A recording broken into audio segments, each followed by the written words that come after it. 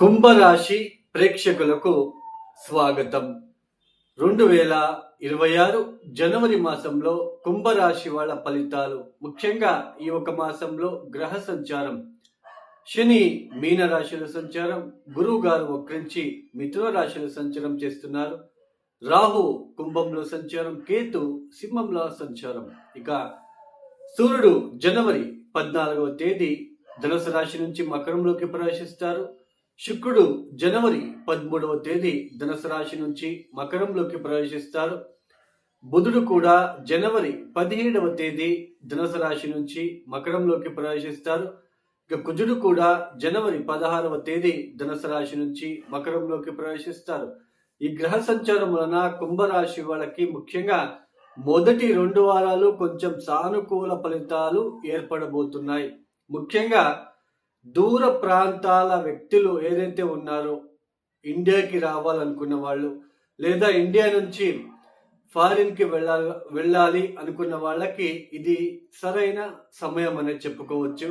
అలానే ఉద్యోగ విషయాలలో కూడా చాలా అభివృద్ధిదాయకంగా ఉంటుంది. ఆశించిన డబ్బు, అంటే మీరు ఏదైతే ఆర్థిక విషయాల్లో ఆశిస్తున్నారో ఆ ఇన్కమ్ రిలేటెడ్ డబ్బు రావడము, అంటే డబ్బు మీ చేతికి అందడం లాంటిది. అలానే కుటుంబ వ్యక్తులతో ఉన్న ఆ తగాదాలు కొంచెం తగ్గే ఆస్కారాలు ఎక్కువగా ఉంటాయి. ఈ సమయంలో రియల్గా, అంటే నిజమైన మిత్రులు ఎవరు అని తెలుసుకునే ప్రయత్నం చేసుకుంటారు. అయితే వ్యాపారాభివృద్ధి కోసం చేసే ప్రయత్నాలలో కొంచెం కన్ఫ్యూజన్గా ఉండబోతుంది.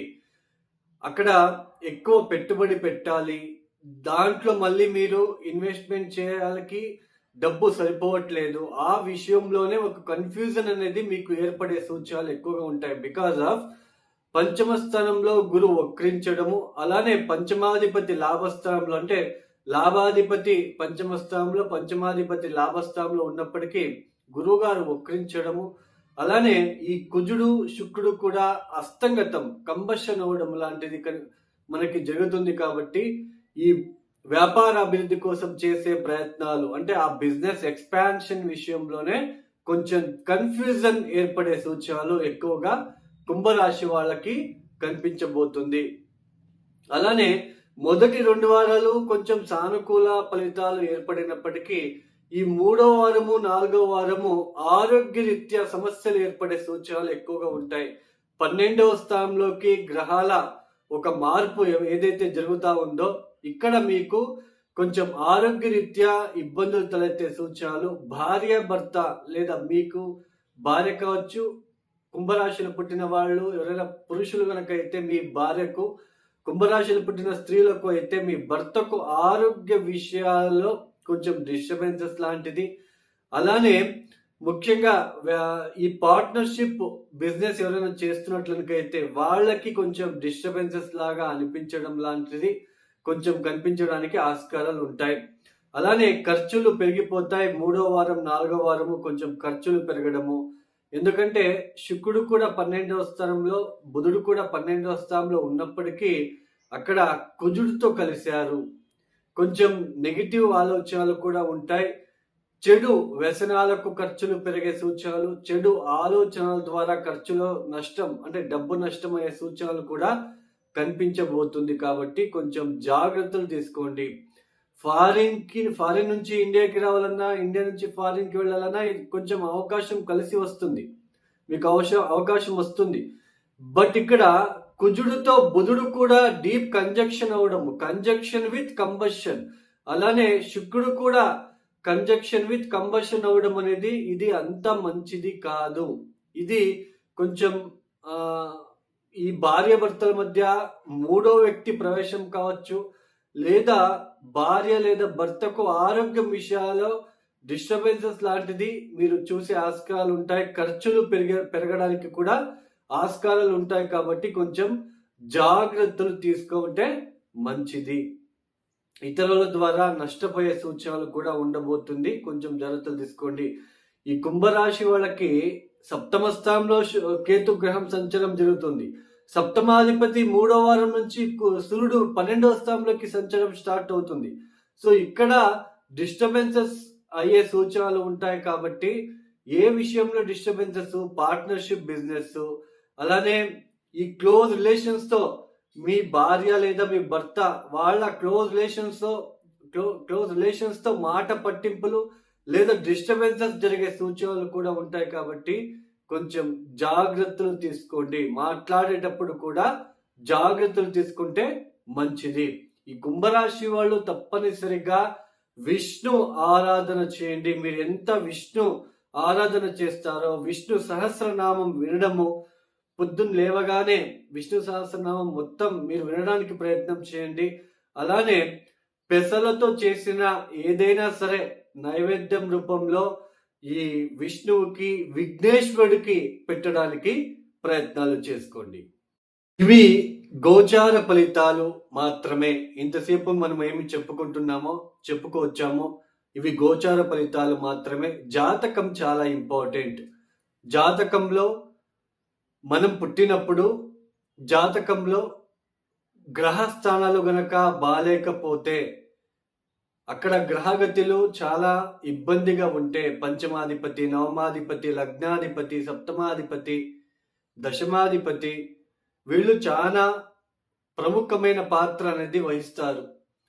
వీళ్ళు గనక బలహీనంగా ఉండి అష్టకవర్గ బిందువులు గనక వాళ్ళు దశమ స్థానంలోకి లేదా పంచమ స్థానంలోన ఎక్కువ అష్టకవర్గ బిందువులు లేకుండా ఒక 20-25 పాయింట్స్ గనక ఇచ్చి ఉంటే వాళ్ళకి చాలా ఇబ్బందులు ఉంటాయండి. వాళ్ళ జీవిత కాలంలో కొంచెం ఇబ్బందులు పడుతూనే వెళ్ళాలి.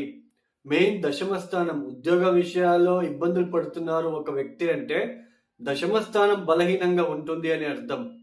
వాళ్ళ జాతకరీత్యా దశమాధిపతి ఎవరు, ఆ దశమాధిపతి ఎక్కడున్నాడు, D10 చార్ట్లో దశమాధిపతి ఎక్కడున్నాడు, సో మళ్ళీ D10 చార్ట్లో ఏ లగ్నం ఏర్పడింది, ఇవన్నీ చాలా ప్రముఖమైన పాత్ర అనేది వహిస్తుంది.